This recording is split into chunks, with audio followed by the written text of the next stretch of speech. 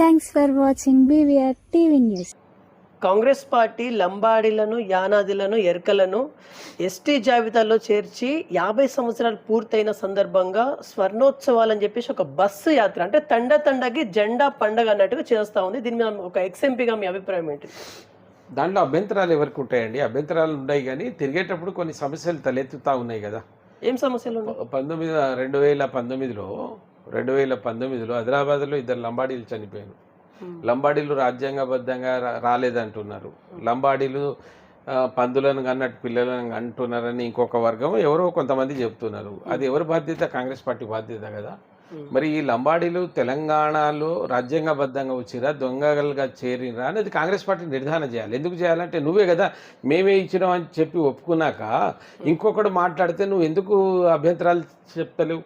అడగాలి ఎందుకు? ఇప్పుడు నువ్వే ప్రభుత్వం ఇచ్చినటువంటి ప్రభుత్వం, నువ్వే అధికారం మేమే ఇచ్చినాం, మేమే కలిపినప్పుడు అన్నప్పుడు అధికారికంగా వచ్చినట్టే కదా. మరి అధికారికంగా వచ్చినప్పుడు వీళ్ళు అనధికారికంగా వచ్చారు, వీళ్ళు దొంగలు, లంగలు, ఎస్టీలు కాదంటే ప్రభుత్వం ఎందుకు పట్టించుకోదు? మరి ప్రభుత్వం పట్టించుకోవాలి కదా. అందుకోసం నేనేమంటున్నా, తిరగడంలో మాకేం అభ్యంతరం లేదు, కానీ ఈ జాతిలో పుట్టినటువంటి నాయకులు, విద్యార్థులు, మహిళలు అడగాలి, అయ్యా మేము మరి మేము కుక్కలంగా అన్నట్టు అంటానం అంటున్నారు, దాని సమాధానం చెప్పి మీరు తండాలకు రండి, మీరు అడగండి, మాకేం అభ్యంతరం లేదు. మీరు చెప్తా ఉన్నారు కానీ ఇక్కడ ప్రజలు అడుగుతా లేరు కదా. మరి అడగకపోతే వాళ్ళ కర్మ, నేను చేయాలి? నేను ఎందుకు ప్రోవోక్ చేస్తా వాళ్ళు? నాకేం అవసరం? నువ్వు మనిషిగా పుట్టినావు, జాతిలో పుట్టినావు, ఇన్ని మాటలు మాట్లాడుతున్నారు, నీ ఇష్టం. నువ్వు వానికి దాసోహం చేస్తా పార్టీ అంటే నేనేం చేస్తా? నీ ఇష్టం. ఇప్పుడు ఈ విషయాలు కాంగ్రెస్ పెద్దలకు తెలియదా? బంజారా సోదరులకు తెలియదా? తెలియాలి కదా. బంజారా నాయకులు ఆ బస్సు యాత్ర చేసిన వాళ్ళని అడగాలి. వాళ్ళకి తెలుసు అని మీకు అనుకుంటున్నారా? 100% తెలుసు. వాళ్ళు తెలిసి కావాలని చేస్తున్నారు. ఎందుకు చేస్తున్నారు? చేస్తా అంటే బస్సులను ఆపుతున్నారు కదా, అటకాయిస్తున్నారు, అడిగేవాళ్ళు అడుగుతా ఉన్నారు. ఎందుకు అడుగుతలేరు? అంతే కదండి. బస్సును యాత్ర, నాకు ఒకసారి కోపం వస్తుంది, మీకు యాత్ర చేసే నైతిక హక్కు ఉన్నదా అని. ఈ రాష్ట్రంలో 7% గిరిజనులు, అంటే దాదాపు 35 లక్షల మంది ఉన్నారయ్యా. 7% ఇప్పుడు లెక్క 30. ఒక మంత్రి లేడు. ఎందుకు మరి అదే కాంగ్రెస్ను మోయాలని ఎందుకు మోస్తున్నారు? మోయండి, మాకు ఏం అభ్యంతరం లేదు, కానీ మా పరువు ఎందుకు తీసుకున్నారు? ఇంకో క్వశ్చన్, యాక్చువల్లీ ఇది కాంగ్రెస్ అభ్యర్థిని అడిగవలసిన క్వశ్చన్, మిమ్మల్ని అడుగుతా ఉన్నాను. ఒకవైపునేమో కాంగ్రెస్ పార్టీ ఎస్టీలకు మంచి జరుగుతుందని చెప్పి చేస్తూ ఉంది. కాకపోతే ఇదే కాంగ్రెస్ పార్టీలో ఉన్నటువంటి ఎమ్మెల్యేలు వెంకట్రావు కావచ్చు, సోయం బాపురావు కావచ్చు, ఎస్టీలను, లంబాడీలను ఎస్టీ జాబితాల నుంచి తొలగించాలని చెప్పేసి సుప్రీంకోర్టును ఆశ్రయించిళ్ళు. ఢిల్లీలో ఉన్నటువంటి జంతర్ మంతర్ దగ్గర వాళ్ళు ధర్నా చేస్తే సీతక్క గారు వారికి సపోర్ట్ చేయడం అనేది ఇది దేనికి సంకేతం? ఒకవైపు ఏమో పండగ చేస్తున్నారు, ఇంకోవైపు ఏమో ఎస్టీ జాబితాను తొలగించాలంటున్నారు. కన్ఫ్యూజన్ కనిపిస్తా లేదా మీకు? ఏం లేదు. ఇప్పుడు వీళ్ళేమో ఇందిరాగాంధీ పేరు మీద వీళ్ళు తిరుగుతున్నారు కాంగ్రెస్ మీద. వాళ్ళిద్దరు సీతక్క, రేవంత్ రెడ్డి, రేవంత్ రెడ్డి కాంగ్రెస్, అది రేవంత్ రెడ్డి సీతక్క కాంగ్రెస్ ద్వారా అటు చేస్తున్నారు. అది కాంగ్రెస్ పార్టీలో ఉన్నోళ్ళు అర్థం చేసుకోవాలి. అంటే రేవంత్ రెడ్డి గారు అంతే కదా కాంగ్రెస్. ఇప్పుడు నువ్వు ఒకసారి ఇందిరాగాంధీ గారి కాంగ్రెస్ పేరు మీద నువ్వు పనిచేసి తిరిగినప్పుడు ఇందిరాగాంధీ తీసుకున్న డిసిషన్కి మిగతాటువంటి నాయకులు కట్టుబడి ఉండాలి కదా. మీరు కట్టుబడి ఉంటలేరంటే మీరు ఇందిరా కాంగ్రెస్ కాదు, మీరు రెడ్డి కాంగ్రెస్ అయినా కావాలి, లేదా సీతక్క కాంగ్రెస్ అయినా కావాలి. అందుకోసం మీరు చేస్తున్నారు. ఎందుకంటే సీతక్క పోయి అక్కడ కూడా మాట్లాడి వచ్చింది కదా. మీరు ఎందుకు రేవంత్ రెడ్డి ఇన్వాల్వ్ చేస్తా ఉన్నారు? సీతక్క కదా వెళ్ళింది. రేవంత్ రెడ్డి మంత్రి ఎవరి మంత్రి వర్గంలో ఉంది? ఎవరి మంత్రి అది మంత్రి ఆయన తెలియకుండా ఇవన్నీ జరుగుతున్నాయనే. లంబాడోళ్ళకి నంబర్ 1 ద్రోహి ఎవరంటే ఇప్పుడు రేవంత్ రెడ్డి చెప్పవలసి వస్తుంది. ఎందుకు చెప్పవలసి వస్తుంది? ఇవన్నీ జరిగిన ఇన్ని ఏండ్లుగా రవాణా కాస్త మాట్లాడుతున్నా ఆ కేసీఆర్ దాన్ని క్లియర్ చేయలే. వీళ్ళ దగ్గర ప్రభుత్వం ఉంది కదా, ఇప్పుడు గిరిజన శాఖ ఉంది, ప్రిన్సిపల్ సెక్రటరీ ఉన్నారు, ఏమైనా ఇటువంటి కాగితాలు వస్తాయి. ఈ కాగితాల ఆధారంగా 2 ఉభయ సభల్లో చట్టం చేసి లంబాడీలు, ఎర్కల యానాదిలు ఎస్టీలు అయ్యారు. మరి అదే మనం దొంగతనంగా అన్నట్టు చేసుకున్నాం. మరి ఎర్కల యానాది మిత్రులను ఎందుకు మీరు ఒక వర్గాన్ని పట్టుకొని ఇష్టం వచ్చినట్టు మాట్లాడి కుక్కలు అన్నట్టుగా అంటారు, పందులు అన్నట్టుగా అంటారు, వీళ్ళు దొంగలు, ఏం భాష ఇదంతా చెప్పినప్పుడు రాష్ట్ర ప్రభుత్వం ఒకసారి స్పష్టం చేయాలి. పోలీస్ డిపార్ట్మెంట్ కూడా శాంతి భద్రతలు కాపాడే వాళ్ళు కూడా ఉండాలి. వాళ్ళు మనం ఎన్ని లెటర్లు ఇచ్చినా వాళ్ళు మాట్లాడాలి. నేను రాష్ట్ర ప్రభుత్వాన్ని ఏం గుర్తా ఉన్నానంటే, లంబాడీ నాయకులను ఎవరైతే ఈ బస్సులలో తిరిగే వాళ్ళు ఎవరైతే ఉన్నారో వాళ్ళని రిక్వెస్ట్ ఏంటంటే, అయ్యా మీరు కూర్చోండి, అసలు లంబాడీలో వచ్చి కరెక్టా కాదనేది నిర్ధారణ చేయకుండా ఓటేమో వాడు ఇష్టం వచ్చినట్టు తిరుగుతా అంటే మీరు ఏ మొక్కలు పెట్టుకొని తిరుగుతున్నారు తండాలలా? అయితే ఒక క్వశ్చన్ అడిగి దీన్ని కన్క్లూడ్ ఇద్దాం. ఇప్పుడు బంజారా జాతికి మీరు ఒక పెద్ద దిక్కున ఉన్నారు, ఓకే. సో ఏదైతే ఇప్పుడు వీళ్ళు ప్రయత్నం చేస్తా ఉన్నారో, సీతక్క గారు కావచ్చు, వెంకట్రావు గారు కావచ్చు, సోయం బాపురావు గారు కావచ్చు, లంబాడ ఎస్టీ జాబితా నుంచి తీసేయాలని చెప్పేసి వారు ఏదైతే ప్రయత్నం చేస్తా ఉన్నారో, ఇది సాధ్యమయ్యేదేనా? ఒక లంబాడలను తీసేయమని అంటున్నారు. అది అనడానికి ఏముంది? రాజకీయ ప్రయోజనాల కొరకు ఏదో మాట్లాడతారు. అది చట్టబద్ధ, అది రాజ్యాంగం కల్పించినటువంటి హక్కు. అది 1950లోనే కాన్స్టిట్యూషన్లోనే బంజారా అనే పదం ఉంది. ఇప్పుడు నేను ఇక్కడ లంబాడీలని పిలుస్తారు, ఇంకో దగ్గర బాజీగారు పిలుస్తారు, ఇంకో దగ్గర లబానా పిలుస్తారు, ఇంకో దగ్గర గోర్మాటి పిలుస్తారు, ఇంకో దగ్గర ధాడి, డట్కర్, భాట్, ఇట్లా 31 పేర్లతో పిలుస్తున్నారు. మరి ఇదే ఇంత కాంగ్రెస్ ప్రేమ ఉన్నటువంటి, కాంగ్రెస్ బస్సులు తిరిగేటటువంటి నాయకులు ఈ దేశంలో ఉన్న 15 కోట్ల బంజారాలను ఇష్టం ఎందుకు చేర్చలే? ఏమైంది? ఏది ఇక్కడనే ఏదో మీరు 20 ఏళ్ళు నాశనం చేసి ఏదో లాభం పొందాలని అంటున్నారు. మరి ఈ లంబాడీలు దేశవ్యాప్తంగా ఉన్న గిరిజన జాబితాలు ఎందుకు 15 కోట్లు మాట్లాడే లంబాడీల భాషను మీరు అది 8th షెడ్యూల్లో ఎందుకు చేర్పించలేదు? మరి ఇదే సేవలాల్ అని రోజు భజనం చేస్తున్నాం కదా మనం. ఏమైంది? ఆయన జయంతిని అధికారికంగా ఎందుకు గుర్తించలేదు? నీ తీజ్ పండుగ నీ తెలంగాణ రాష్ట్రంలో 30 లక్షల మంది ఉంటే మీకు మంత్రి గతి లేదు. ఠాను నాయక్ కుటుంబం అంతా నాశనం అయిపోతే ఇప్పటివరకు ఎవరి పేరు లేదు.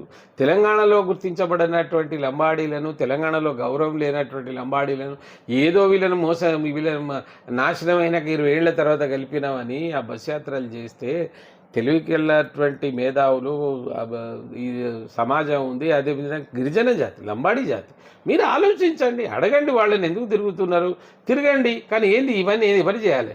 ఇందిరాగాంధీకి ఒక్క లంబాడీల మీద ఇక్కడ ఉన్న ప్రేమ ఎందుకు? మరి మిగతా దేశంలో ఉన్న వాళ్ళ మీద ఇవన్నీ ఎందుకు చేయలేదు?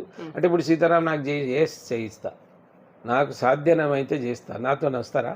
ఎవడొస్తాడు ఇళ్ళకెళ్ళి? అయినా చేయిస్తా. ఇప్పటికే 5 ఎంపీలను తీసుకోపోయి గజేందర్ సింగ్ షెకావత్ గారి దగ్గర ఎంపీలతో సంతకాలు పెట్టించి మాకు సేవాలాల్ జయంతి త్వరలో మీరు అధికారికంగా డిక్లేర్ చేయండి, ఈ దేశంలో మేము లేవు. ఇంకోటి నీకు చెప్తా, ఇదే కనుక జరిగితే సీతారాం నాయక్ గారి పేరు చరిత్రలో అవసరం లేదు, నాకు అవసరం. ఈ జాతిలో పుట్టిన పోయి నా ధర్మం, అది నా కర్తవ్యం. ఏదో పేర్లు నిలబడి ఇక్కడ చేసేది ఉంది, పోయినాక నీ పేరు నువ్వు లేడు చూసేటోళ్ళు కానీ ఒకటి ఉంటుంది నువ్వు అన్నట్టు. కరెక్ట్ ఉంటుంది. ఎందుకు ఈ ధైర్యం ఎందుకు మాట్లాడతాను? ఈ దేశంలో ఈ 75 సంవత్సరాలు ఏ ప్రధానమంత్రి మాట్లాడని మాట నరేంద్ర మోడీ గారు అక్టోబర్ 4,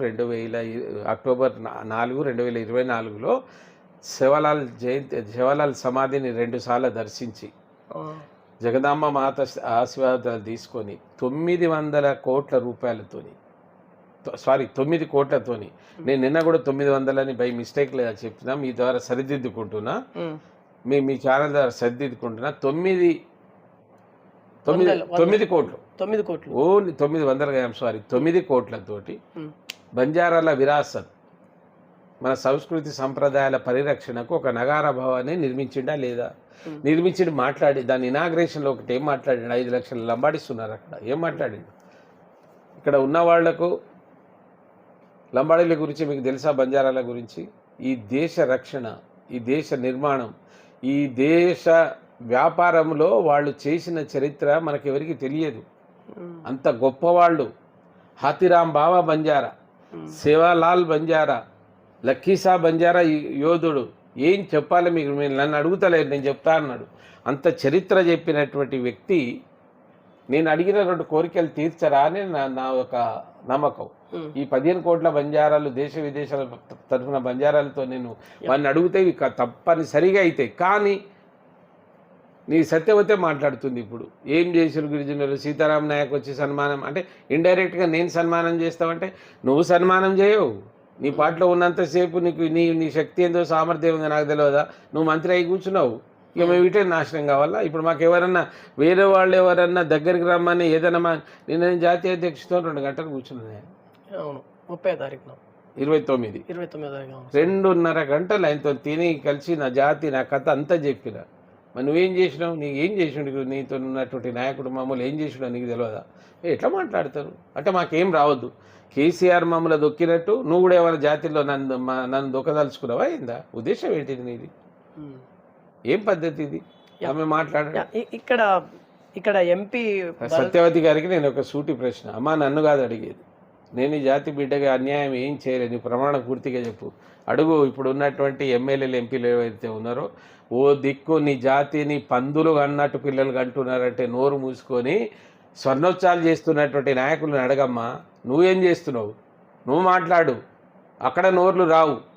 జాతి కొరకు దేశం కొరకు ఆహర్నిశలు కృషి చేసే మాలాంటి వాళ్ళని పట్టుకొని మేము చేసే కార్యక్రమాలకు అడ్డు వస్తే మాత్రం అది చాలా దూరం పోతుంది, మంచిది కాదు అది. సో ఇక్కడ ఎంపీ బలరాం నాయక్ గారికి ఏమైనా మీరేమైనా చెప్పాలనుకుంటున్నారు? నేను ఏం చెప్తామండి, ఆయన ఉత్సవాలు చేస్తా ఉన్నారు కదా ఆయన నేను ఏమన్నా అండి, అఖల్ బంద్కి హిసారా కాఫీ, అఖల్ బంద్కి హిసారా కాఫీ, మీకు హిసారా సరిపోదా? ఇది అఖల్ బంద్కి హిసారా కాఫీ అంటున్నా, ఇంకేం కావాలి? ఎవరికి చెప్పాలి నేను? మీకేం అక్కర్లేదని చెప్పాలా? హిసారా కాఫీ చేయవలసిన అవసరం ఉందా? మీరు అఖల్ బంద్ ఉన్నటువంటి వాళ్ళు, నేను హిసారా ఇస్తున్నా, మాట్లాడు ముఖ్యమంత్రి దగ్గర. లేదంటే తొక్కల్ది నీది రాజీనామా చేసి పడే జాతి అంతా నియమ, ఈ దేశ జాతి అంతా నియమం రాకుంటే చూడు. బలరాం నాయక్ గారికి అంటున్నారు, నువ్వు బలరాం నాయకే చేయాలి. అరే ఆయన చేయవలసిన అవసరం లేదండి, ఆయనకు క్రెడిబిలిటీ ఉంది, ఆయన చాలా సీనియర్ రాజకీయ నాయకులు. నువ్వు రేవంత్ రెడ్డి గారు కూర్చుంటే ఏ ముఖం పెట్టుకొని యాత్ర చేయిస్తున్నావా? ఓ దిక్కేమో సీతక్కను వాళ్ళే మమ్మల్ని తీసేయమంటారు అనే సొయ్యి సంబంధం లేదు. మీరు మిమ్మల్ని ఎట్లా ఆదరిస్తారు ప్రజలు? అయినా మన ప్రజలు ఆదరిస్తారు, చాలా గొప్పలు. నన్ను తొక్కు ఎన్ని చేసినా నేను ఎక్కడ ఉన్నా ఇవాళ మన బ్రదర్ సరే అదృష్టం గెలిచినావు, కానీ ఏంది ఇది? ఎవరి పేరు తీసుకోవడం మన జాతిలో బాగలేదు. 5 ఎమ్మెల్యేలు ఉన్నారు, ఎమ్మెల్సీ ఉన్నారు, వాళ్ళు అరే మినిస్టర్ లేరు, వాళ్ళు కూర్చుంటే సాయంత్రం వరకు మినిస్టర్ రాకుంటే చాలే. కానీ ఇక్కడ మనకి ఐక్యత లేదు అనేది ఒకటి. ఐక్యత దేనికి? బంజారా నాయకుల మధ్యన ఐక్యత లేకపోవడం. బంజారా నాయకుల మధ్యన కాదు సార్, ప్రజలు ఓటేసి బుద్ధి చేశారు, చెప్పారు కదా. కేసీఆర్కి బుద్ధి చెప్పిండ్రా? చెప్పిళ్ళు. ఏ నాయకుడు చెప్తే చెప్పిండ్రు? రేపు కాంగ్రెస్కి ఇదే గట్టి పడుతుంది. ఎట్లా చెప్తున్నారు మీరు? అయ్యో ఇంతకంటే ఎక్కువ పడుతుంది. ఒక్క 5 లమ్మడోలు కూడా గెలవరు ఈసారి. అరే చేసే పనులు ఏమున్నాయాను? నేను 35 లక్షల జనాభా ఉంటే నాకేం రికార్డు ఇస్తున్నావు? ఏం చేసినావు నువ్వు? లంబాడి ఎస్టీ ఎమ్మెల్యే గెలవరా? లంబాడి కాంగ్రెస్ పార్టీలో ఇదే వ్యవహారాలు చేస్తే వీళ్ళు ఏ ఒక్కడు గెలవడు. నేను కాదు, నేను వేస్తానే ఓటు, నేను పోయి చెప్తాను, వీళ్ళకి వ్యతిరేకంగా కూడా చెప్పా. కానీ ఇప్పుడు కేసీఆర్కి ఏం గతి పట్టిందో చెప్తలేవు కదా. రోజు కడవ కప్పుకొని ఆడ జపం చేస్తూ ఉన్నాడు. ఏమని చేస్తున్నాడు? లంబడోలు చేయబట్టి పోయినా. ఇప్పుడు ఈయనేమంటాడు? లంబడోలు చేసినాక వెళ్తాను, లంబడోలు చేయడం వల్ల గెలిచినాను, గెలిచి మట్టిపోతుంది నోట్ల. అటేమో కోయలతోనేమో ఒక వర్గం వాళ్ళతోనే సుప్రీంకోర్టులో కేసులేనా తీసే అంటున్నావు. ఓ దిక్కు లగచర్ల భూములు గుంజుకుంటానని ప్రయత్నం చేస్తున్నావు, ఇంకో దిక్కేమో బస్ యాత్ర పెడితీవి. ఏంది లాజిక్? రైట్. చూద్దాం ఇది రాబోయే రోజుల్లో ఏ వైపు టర్న్ తీసుకుంటుంది. రాజకీయాలు క్షణాన మారుతూ ఉంటాయి. చూసుకోండి BVR TV news. Until then bye, take care.